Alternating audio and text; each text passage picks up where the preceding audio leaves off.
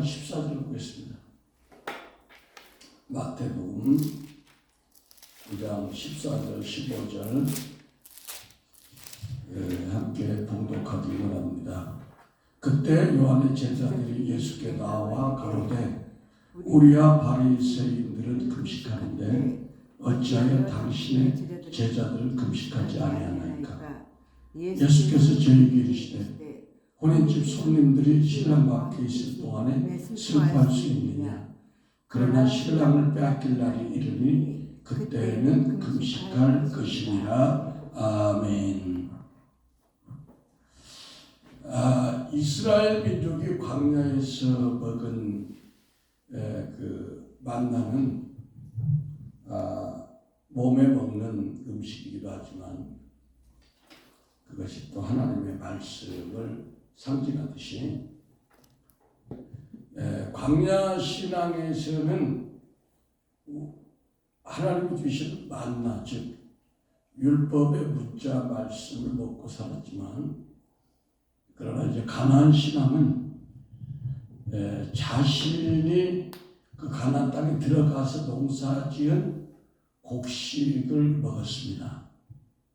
그 얘기는 이제 가나안의 신앙은 자신의 성경을 읽다가 깨달은 그 레마의 말씀과 과거에 그냥 문자적으로 믿고 살았던 그 말씀과는 구분이 되어야 된다는 것입니다. 오늘 금식이라는 제목의 말씀 1편을 짚어가기 원하는데 성경에서 숨겨진 진리의 말씀을 먹을 수 있는 단계, 그러니까 가나안 땅의 말씀의 열매, 그 레마의 말씀을 먹으려면 반드시 우리가 거쳐야 되는 단계가 있는 것이 영적 금식이라는 것입니다. 여호수아 5장 11절 12절을 한번 보면, 여호수아 5장 11절 12절 보면 6월절 이튿날에 그 땅 소산을 먹되 그날에 무효병과 볶은 곡식을 먹었더니 그 땅 소산을 먹은 다음 날에 만나가 그쳤으니 이스라엘 사람들이 다시는 만나를 얻지 못하였고 그 해에 가나안 땅의 열매를 먹었더라. 이렇게 말씀하고 있습니다. 말씀에서 보던 모세를 따르던 백성이 광야에서 죽고 그 후손들이 여호수아를 따라서 가나안에 가가지고 6월절에 가나안 땅의 소산인 무교병과 볶은 곡식을 먹고는 바로 직후부터는 만나가 하늘에서 떨어지지 않았다는 겁니다. 그 해에 농사지은 곡식은 참 진리며 영원히 목마르지 않는 물인 생명의 말씀을 먹었다는 거예요. 이 곡식을 먹었다는 것은. 이제 하늘에서 준 만나가 끝나고요. 그래서 음식을 금하는 육적 금식도 있지만 영적 금식을 통해서 오늘 주님이 원하시는 그 금식이 뭔가 그걸 한번 알아보기로 합니다. 그래서 우리가 예수님이 전해주신 모든 말씀이 영적 금식에 해당되는 말씀이에요. 약간 이해가 안 되겠지만 이제 차차 이해가 될 좀 있습니다. 문자적인 율법 신앙에 묶여 율법의 종로로 타던 신령이 항상 율법의 죄의식과 사단의 결박 아래서 고통받았잖아요. 그런데 이사야 58장에 나의 기뻐하는 금식은 흉악의 결박을 풀어준다. 이 말씀이 약속이 이루어진다는 겁니다. 왜냐하면 기록된 문자 말씀밖에 보지 못하던 소경된 우리의 눈이 말씀 문자 안에 숨겨진 영적 의미를 볼 수 있고요. 그래서 영적 안목을 갖게 되는 기적이 일어나는 것이죠.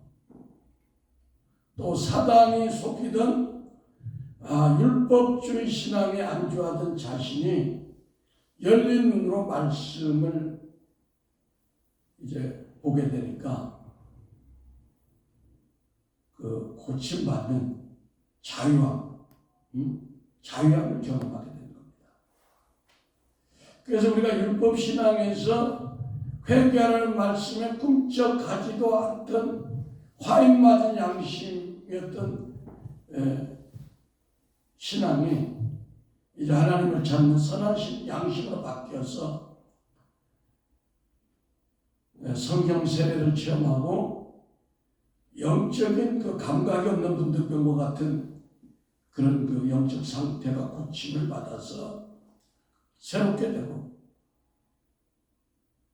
말씀 속에서 하나님의 음성을 듣게 되니까 지금까지 심령 속에 가득히 채워져 있던 그 율법적인 문자 지식의 영들이 쫓겨나가고 그리스도의 영으로 충만하게 되므로 심령 천국이 돼서 팔복의 그 약속이 이루어진다는 것이죠.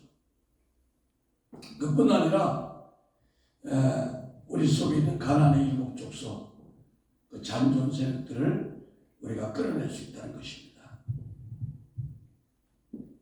그리고 이사야 58장에 내 곤욕을 피하지 않게 된다는 말씀도 야곱에게 에서가 곤욕이고 형제죠. 그 얘기는 뭐냐면 이제 곤욕과 형제를 주님의 긍휼한 마음으로 사랑하며 포용하는 영적 구제를 할 수 있다는 겁니다. 그래서 금식의 참 의미는 하나님이 주신 만나, 그 구약시대 때 그 광야에서 주신 만나, 그거를 초등학문, 율법, 의문의 말씀을 끝내고 이제 숨겨놓은 진리의 말씀, 그것이 금식임을 우리가 이제 찾아 들어갈 것입니다. 세례 요한의 제자들이 예수께 질문하되 예수님, 우리 바리새인들은 금식을 하는데 왜 예수님의 제자들은 금식을 하지 않죠? 저도 처음에 성경을 읽을 때는 그게 좀 의아했습니다. 근데 이 묻는 것이 그냥 단순한 호기심으로 묻는 게 아니라 예수님을 판단하고 능멸하는 교만이고 정죄인 것입니다. 왜냐하면 우리를 창조하신 하나님의 본체이신 예수님이 그걸 몰라서 금식을 하는 게 아니거든요. 왜냐하면 이런 질문을 하게 하는 요한의 제자들이 나름대로 생각하기를 아니 자신들 힘들게 금식 좋아하는 사람이 어디 있어? 힘들게 금식하며 우리가 거룩하게 살라고 그러는데 하나님의 아들이라는 사람이 와가지고 제자들에게 금식보다는 자꾸만 먹고 이런 걸 보고 거룩하지 않은 생활하는 것 같네. 그래가지고 마음이 상해버렸습니다. 로마서 2장 1절은 그러므로 남을 판단하는 사람아 물은 누구든지 내가 핑계치 못할 것은 남을 판단하는 것으로 내가 너를 정죄함이니 판단하는 내가 같은 일을 행합니다. 이렇게 말씀하고 있습니다. 쉽게 예를 들면 어떤 사람이 초등학생이 그냥 그 학교 가다가 가게에서 사탕 하나를 먹고 싶은 집어먹을 생각이 가득해가지고 했지만 부모들이 남의 물건을 훔치면 안 된다.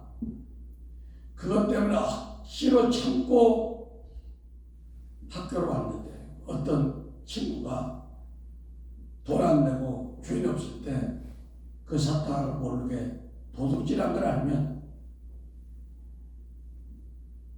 당연히 너 왜 도둑질했어? 나는 그 먹고 싶어도 참고 있냈는데, 그것이 판단하면 정죄하는 거죠. 그러니까 판단 정죄는 판단 정죄하는 사람 속에도 그 도둑의 마음이 이미 있었다는 겁니다. 그래서 과거나 현재나 우리가 요한의 제자들이나 우리나 별반 없다는 거예요. 항상 이런 식으로 다른 사람을 판단하는 그런 신앙생활은 우리 안에 금식이 회복될 때까지는 그렇게 될 수밖에 없다는 겁니다. 요한의 제자들이 창조주이신 예수님을 판단했는데 우리 같으면 그렇지 않겠다라고 하지만 사실 오늘날도 우리 가운데 똑같은 일이 자행되고 있는데, 그것은 하나님의 형상대로 지음받은 인간들이 또 다른 형제들을 외모로 판단하는 것입니다. 그러면 이 질문을 한 세례 요한의 제자들은 어떤 사람입니까? 우리가 그런 얘기를 해요. 그 선생을 알면 제자를 안다. 그 친구를 알면 그 사람을 알 수 있다. 이런 말이 있듯이 그들의 선생인 세례 요한이 한 말을 우리가 보면 그 선생이 그 제자다. 그걸 알 수 있어요. 우리가 세례 요한을 알려면 그의 가르침을 보면 그 마음의 세계를 알 수 있습니다. 누가복음 3장 11절에서 14절을 보면, 누가복음 3장 11절에서 14절이요. 대답하여 가로되 옷 2벌 있는 자는 옷 없는 자에게 나눠줄 것이요, 먹을 것이 있는 자도 그렇게 할 것이라 하고, 세리들도 세례를 받고자 하여 와서 가로되 선생여 우리는 무엇을 하리까 하며, 가로되 정한 세례에는 늑징치 말라 하고, 군병들도 물어 가로되 우리는 무엇을 하리까 하며, 사람에게 강파하지 말며 고소하지 말고 받는 요를 줄로 하라. 세례 요한의 가르침을 간단하게 말하면, 우리가 세상 살 때 착하고 바르게 살아라, 그런 가르침입니다.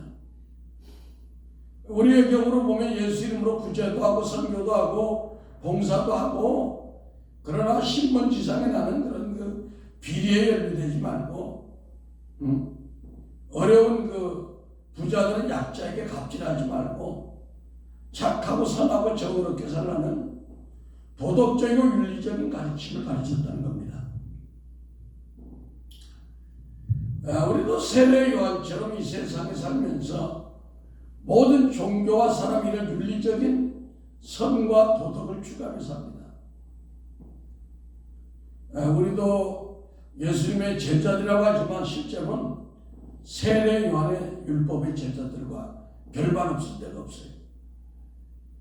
마태복음 11장 11절에 보면, 내가 진실로 너에게 말하노니 여자가 낳은 자 중에 세례 요한보다 큰 이가 일어남이 없다.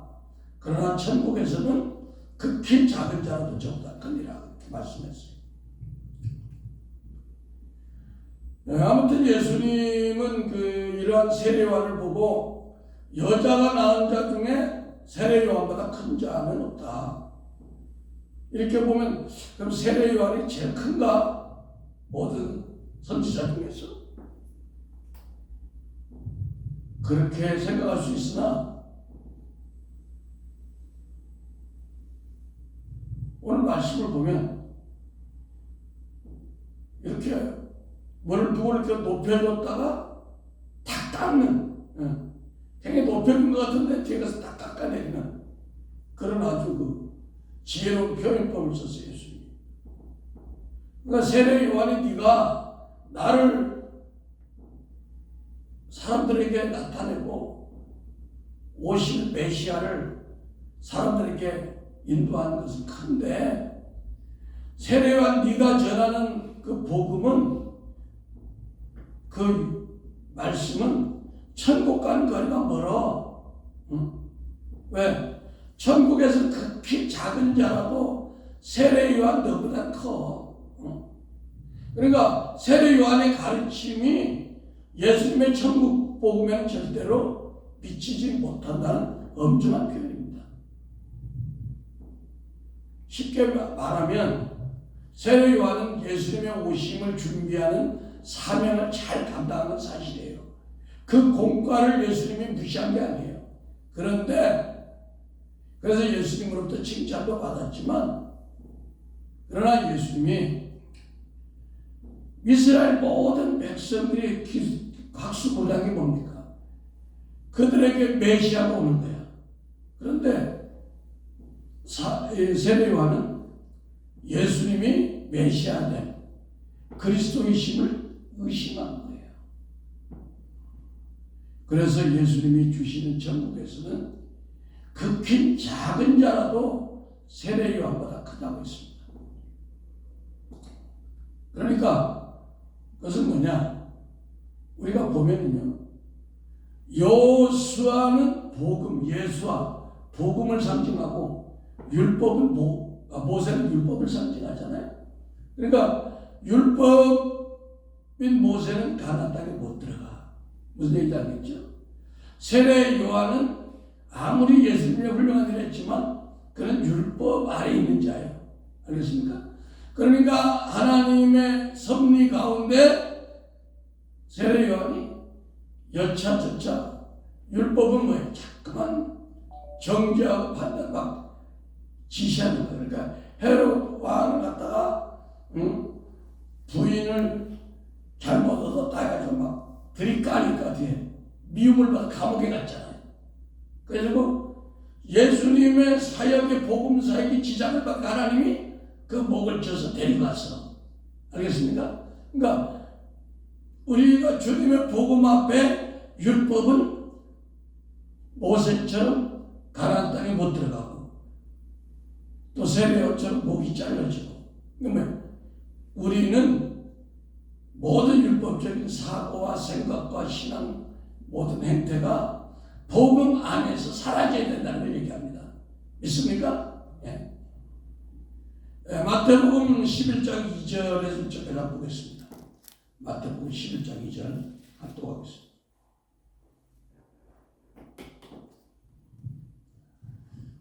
시작. 요한이 오게서 그리스도 하신 일을 듣고 제자들을 보내어 예수께 여짜오되 오실 그이가 당신이 오니까 우리가 다른 일을 기다리오니까. 예수께서 대답하여 가르쳐 너희가 가서 듣고 보는 것을 요한에게 고하되 소경이 몸이 안 들매가 걸으며 네가 깨끗함을 받으며 귀머거리가 들으며 죽은 자가 살아나며 가난한 자에게 복음이 전파된다.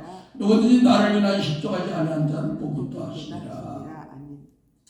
그러니까 세례 요한이 우리 생각에는 그가 올바른 소리, 광야에 외치는 소리 하니까 헤롯 왕에게 시건을 해버리니까 죽었다, 그런 의미도 있지만, 그것보다는 주님의 복음에 대해서 반기를 드니까 하나님이 경륜 가운데 걷어가신 거예요.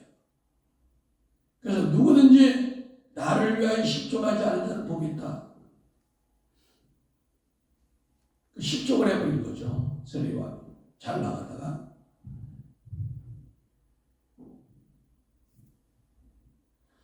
예수님이 옥에 갇혀있는 세례요한을 향하여 이 말씀을 한 것은, 네가 나의 오는 길을 예비했고 네가 세상에서 올바로 살지만, 그래서 네가 칭찬을 받았지만, 그러니까 복음이신 날, 복음의 주체인 예수님을 못 믿고 의심하였으니 예수님이 세례요한 너는 천국에서 가장 작은 자보다는 더 작은 자다, 이렇게 말씀하신 겁니다. 그러니까 세례요한이 아무리 하나님의 이름으로 선행을 많이 하고 예수님이 칭찬했으나 그 위치는 바리새인들과 같이 율법 아래 있는 자라는 것입니다. 그렇다면 예수를 믿지만 내용적으로 세례요한처럼 율법적인 믿음에 젖어 있는 기도 기존의 기독교인들의 처지가 어떻게 될까요? 그 훌륭한 인격의 세례 요한마저도 예수님이 주는 정부에서 극히 작은 자라도 저보다 크다고 했으니 그 결론은 여러분 각자가 내시길 바랍니다. 우리가 알고 있는 선은 세례 요한이 가르친 도덕적 윤리적인 선과 조금 더 다르지가 않습니다. 우리 기독교뿐만 아니라 모든 종교가 세상에서 남에게 해를 끼치지 않고 착하고 정의롭게 사는 도덕적인 선 외에 주님의 의, 주님의 선, 여기에 대해서 세례 요한도 그렇고 그 제자들도 알지 못했는데, 여러분 바리새인보다 더 나은 의가 뭐예요? 예수님의 의거든요. 그래서 우리는 예수를 믿는다고 하면서도 철저히 세례 요한의 윤리적인 도덕적인 잣대의 의로 살고 있으므로 오늘 증거하는 영적 말씀의 금식이 이런 생각을 깨뜨리게 될 줄 믿습니다. 예수님이 말씀하는 그 금식의 의미는 뭐냐? 성경에 보면 바리새인들은 일주일에 2번 금식한다, 그런 성경의 말씀이 있습니다. 그들이 이렇게 한 것은 율법적 관점에서 성경을 해석하고 연구해서 그것이 옳은 것인 줄 알고 그렇게 해왔습니다.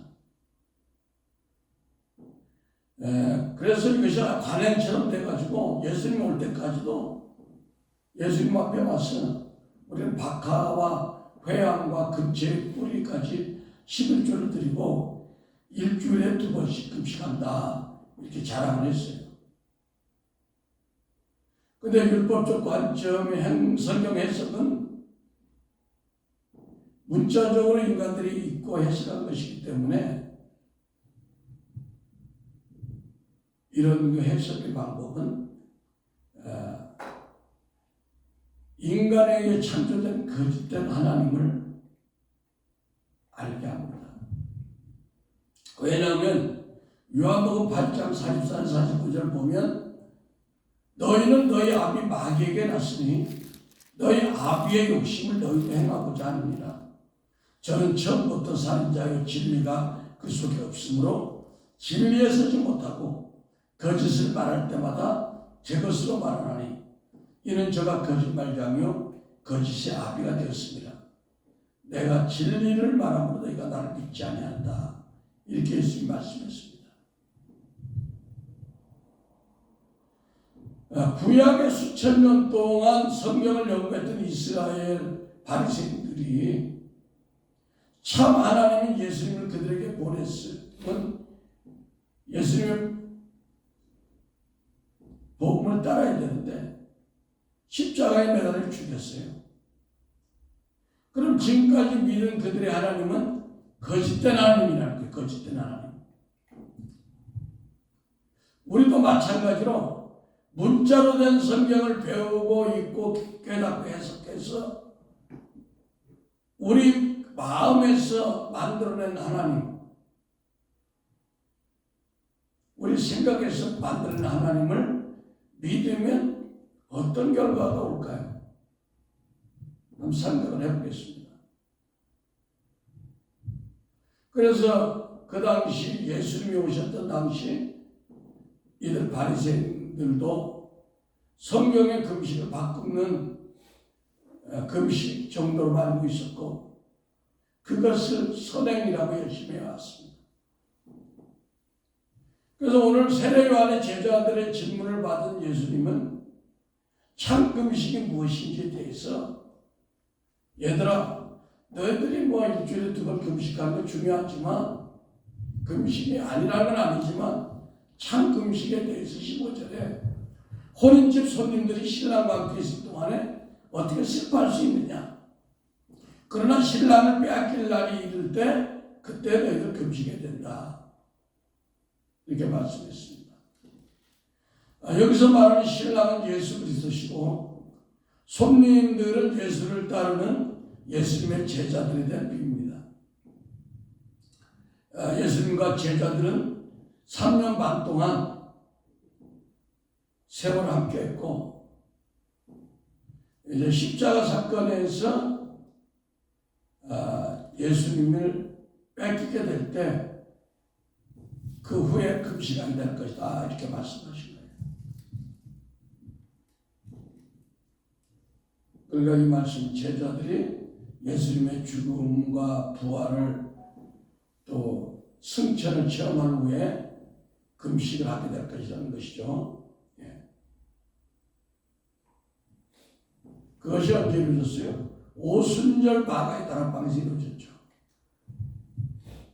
결국 예수님이 말하는 금식은 제자들이 예수님과 연합하여 옛사람이 함께 십자가에 죽고 주님과 연합된 세 사람이 율법의 압제에서 벗어나 자유를 누리는 심령 천국을 누리는 것을 말하는데, 왜 그러냐?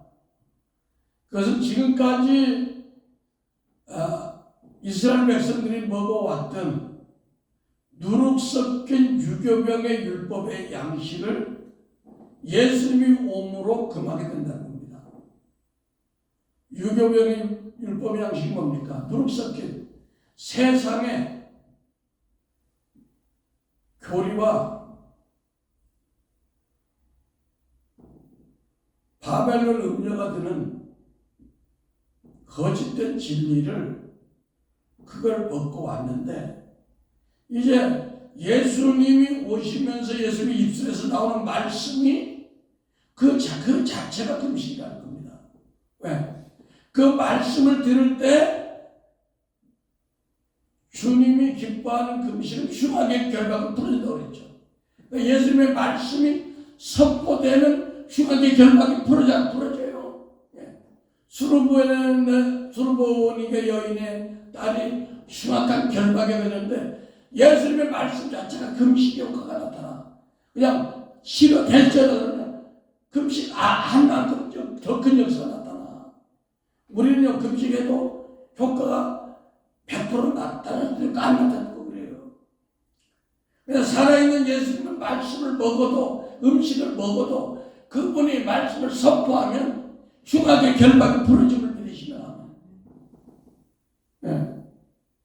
그러니까 제자들과 함께 전하던 예수님의 생명의 말씀이 있을 때는 음식을 먹고 안 먹는 것이 아니라 그 입술에 나오는 말씀이 금식이 되는 걸 믿으시면 안 돼요. 할렐루야. 그래서 주님이 기뻐하는 생명의 말씀의 금식은 우리로 하여금 자유를 누리게 하는 거예요. 주는 영이시니 주에 있는 것에 자유함이 있다고 그러잖아요. 그러니까 예수님이 주시는 생명의 말씀은 누룩 없는 진리의 복음 자체로서 그 말씀 자체가 금식으로 오는 효과를 대체해버리는 거예요. 그래서 흉악의 결박과 풀어지는 거예요. 멍에들이 풀어지는 거예요. 그런데 역설적으로 예수님의 말씀은 이렇게 효과가 있는데, 그러나 세례 요한의 제자들은 자신들이 그 율법적이고 바벨론 음료가 주는 그 더러운 섞인 포도주의 말씀을 먹으면서 아무리 금식을 해도 이런 은혜가 안 나타난다는 겁니다. 이사야 58장 6절 7절 한번 보겠습니다.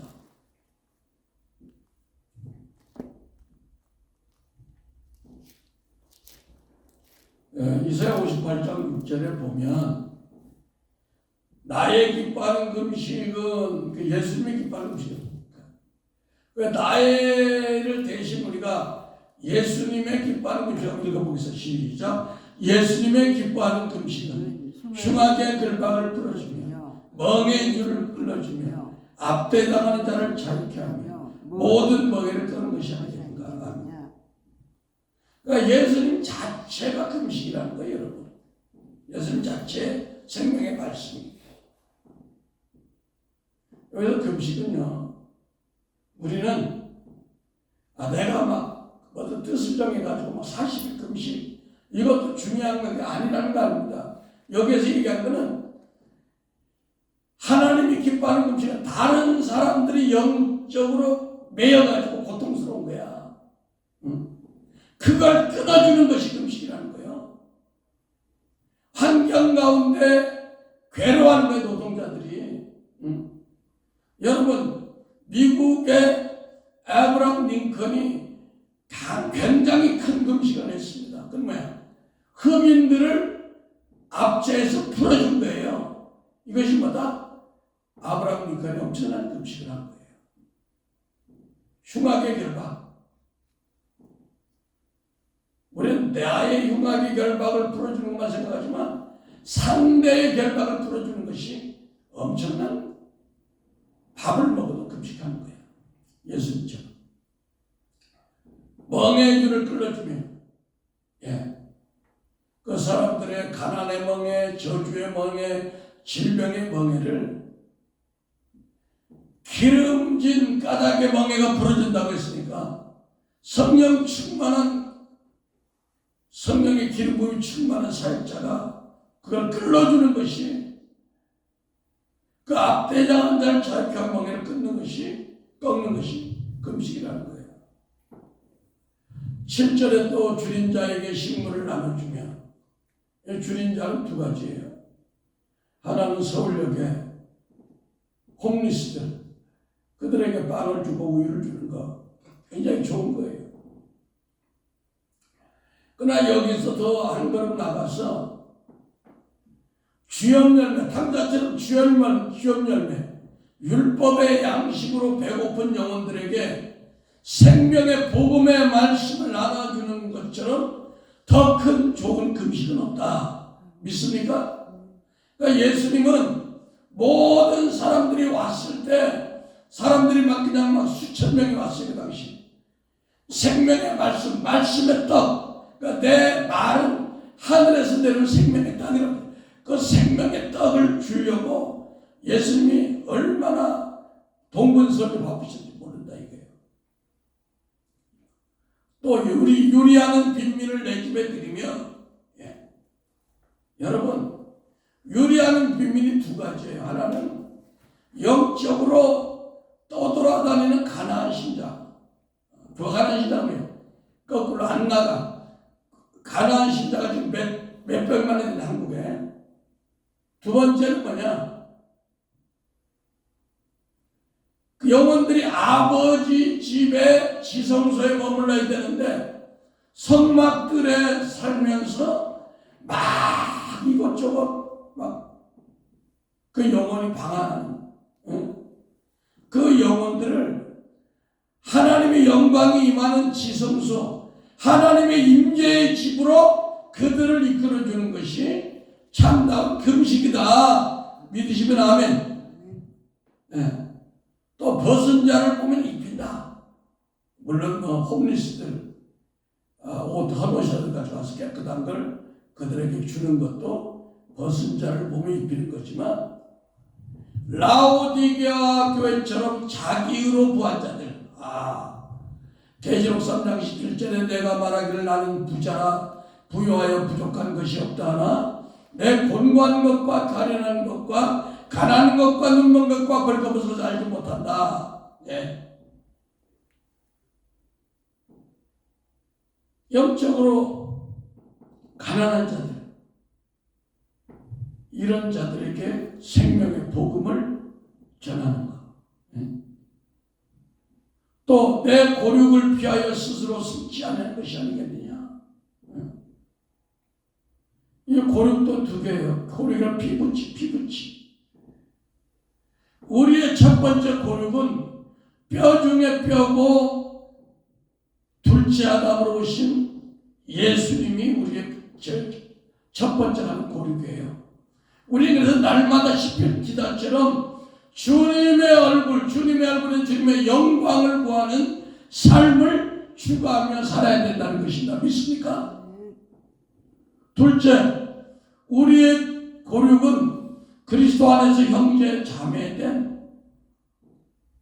서로를 얘기하는 겁니다. 왜냐하면 주님의 교회는 주님의 뼈로, 우리 신랑들이 주님의 뼈로 구성된 신부들이에요. 창세기 2장 22절 23절 보면 여호와 하나님이 아담에게 취하신 그 갈빗대로 여자를 만드시고 그를 아담에게 이끌어오시니 아담이 가로되는 내 뼈 중에 뼈 살 중에 살이라 이것을 남자에게 취하였은즉 여자라 칭하리라 아니라.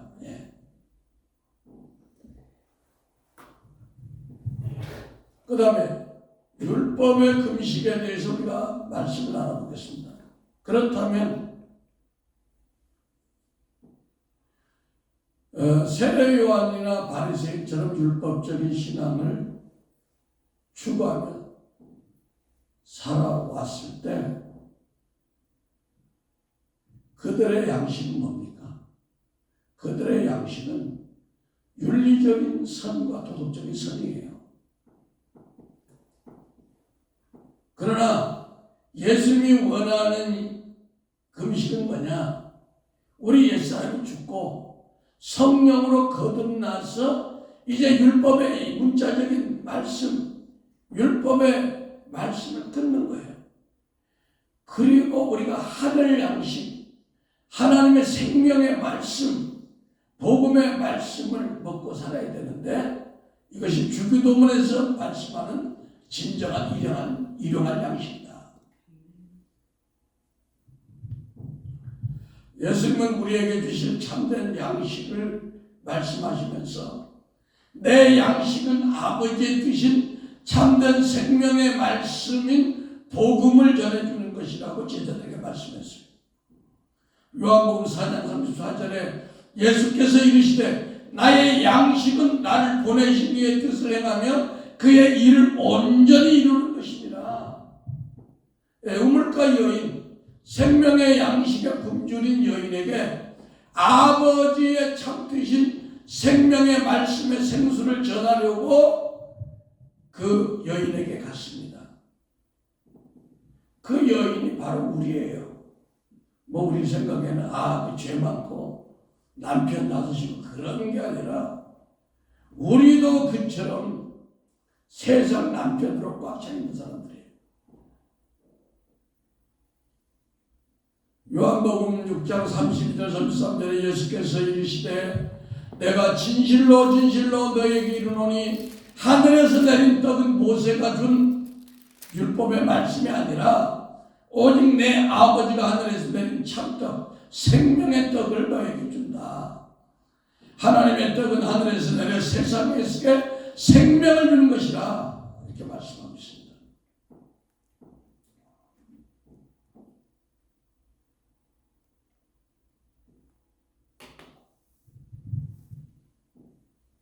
그러므로 하늘 양식을 먹는 자는 영적으로 죽어가는 자들에게 복음의 말씀으로 양식을 나누어 주므로 굶주린 영혼들을 살리며 참 선행을 하면서 남은 인생을 복되게 살 수 있습니다.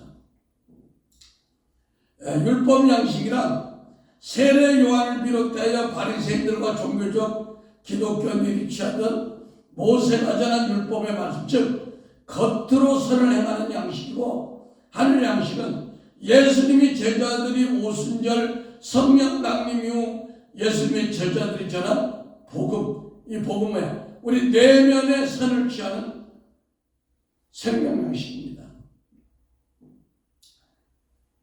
그러므로 우리가 예수님의 생명의 복음의 양식을 먹음으로 율법의 문자 말씀의 양식을 끊게 되는 것을 영적 금식이다 이렇게 말하는 겁니다. 다시 전합니다.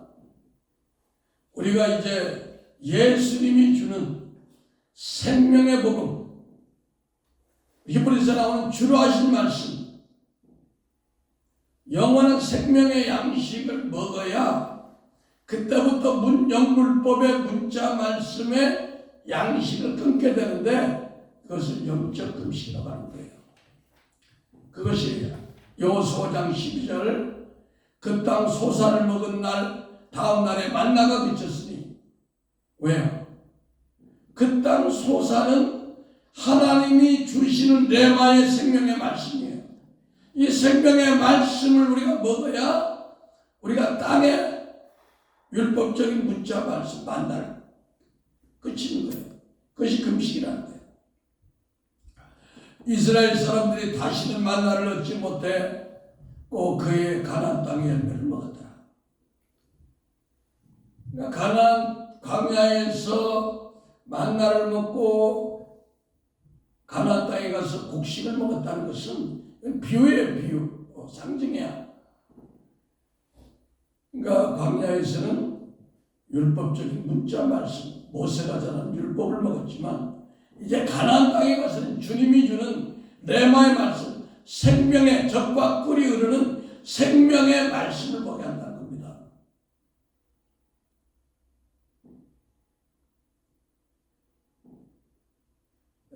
가나안의 신앙은 생명의 복음의 말씀인 어린아이와 같이 순전한 젖, 젖을 사마라고 그러잖아요. 말씀의 젖과 하나님의 달콤한 사랑만을 말하는 꿀 같은 그런 신앙을 가진다는 겁니다. 그러니까 가나안 땅에 솟아나는 젖과 꿀은 하늘 양식을 상징하므로 가나안의 소산을 먹게 되면 광야의 만나 율법의 문자 말씀 먹기를 그치게 하는 금식의 은혜가 오게 되는데, 이 은혜는 문자적인 해무적인 음식을 안 먹는 게 음식을 먹어 더 먹을 수도 있어. 근데 이제 세상적인 육적인 것에 얽매이지 않고 하늘 소망으로 충만하게 살아갈 수 있다는 겁니다. 예.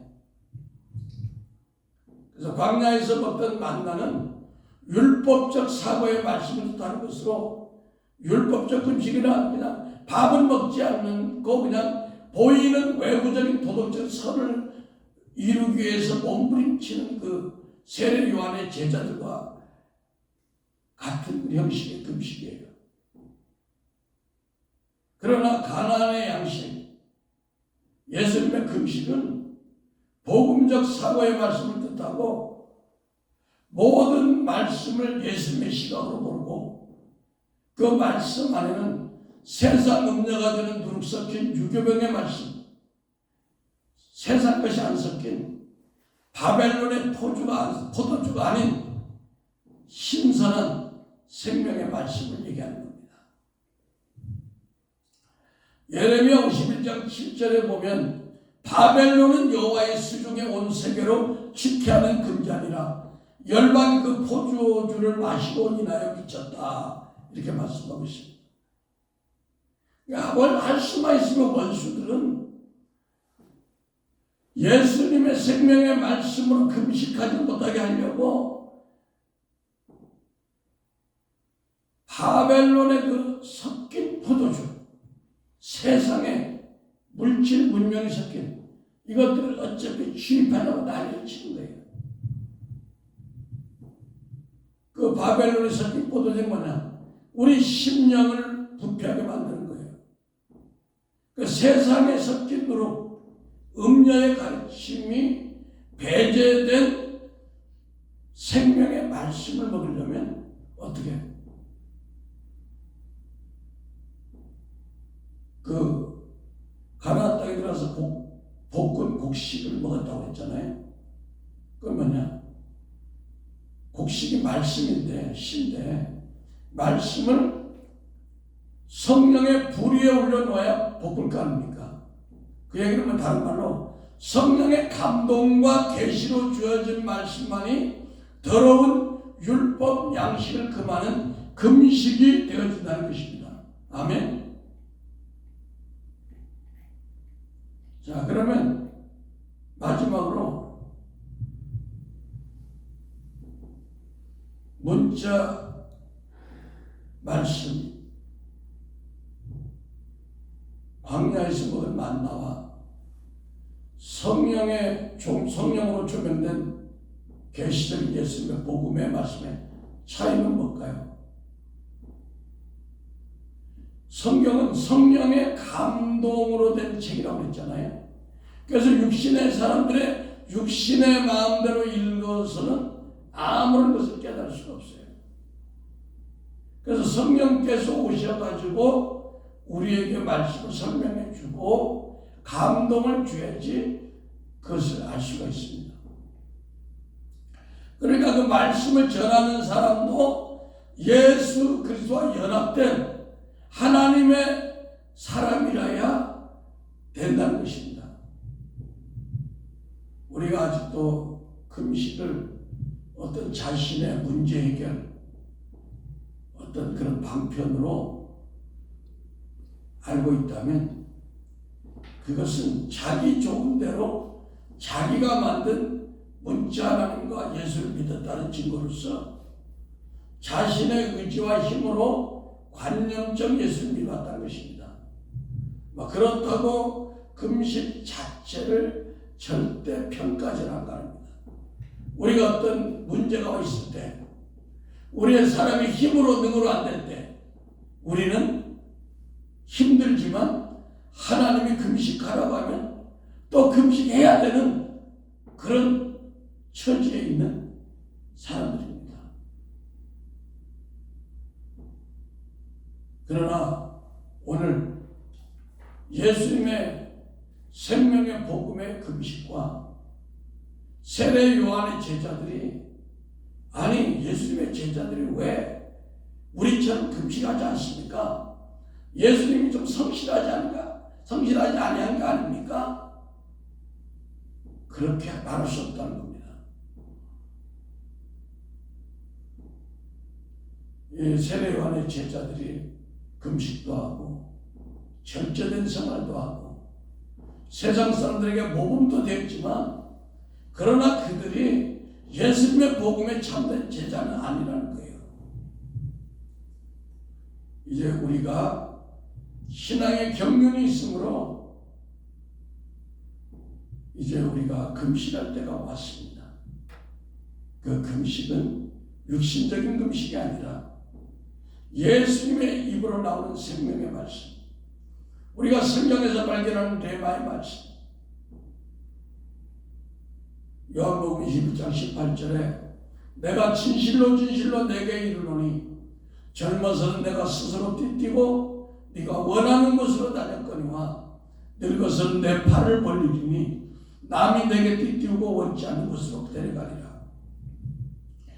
우리가 자아가 강했던, 고집이 셌던, 옛사람이 강했던 젊은 시절에는 내 육신이 원하는 대로 내가 원하는 방법으로 금식했어요. 문제 해결과 이런 것을 위해서. 그러나 말씀을 깨달은 후에는 보혜사 성령님을 우리에게 보내주셔가지고 하나님이 우리에게 주시는 생명의 말씀대로 우리가 살아가는 것, 우리 옛사람이 죽고 주님께서 주신 말씀으로 사는 것이 금식이라는 겁니다. 그래서 우리가 행하지 않아야 될 거 하나님 하지 말라면 하지 않는 거고, 하나님이 말하지 않으면 해야 될 말이지만 안 하고 아버지 뜻대로 사는 것, 이것이 참된 금식이라는 것입니다. 그래서 우리가 신앙의 경륜이 깊어질수록 성령께서는 우리 육신이 원치 않는 십자가의 자의 죽음의 그 삶으로 우리를 늘 이끌길 원해요. 왜? 그래야만이 부활 생명이라는 금식의 은총을 우리가 받을 수 있기 때문입니다. 금식 자체이신 예수님의 생명의 말씀이 우리 삶 가운데 임마누엘하여 우리 안에 들어와 사신다면 우리가 날마다 진리 안에서 자유하고 우리에 있는 어떤 흉악의 결박도 다 부서지게 될 것입니다. 이런 은혜를 저와 모두가 누리시기를 예수 그리스도 이름으로 축원합니다.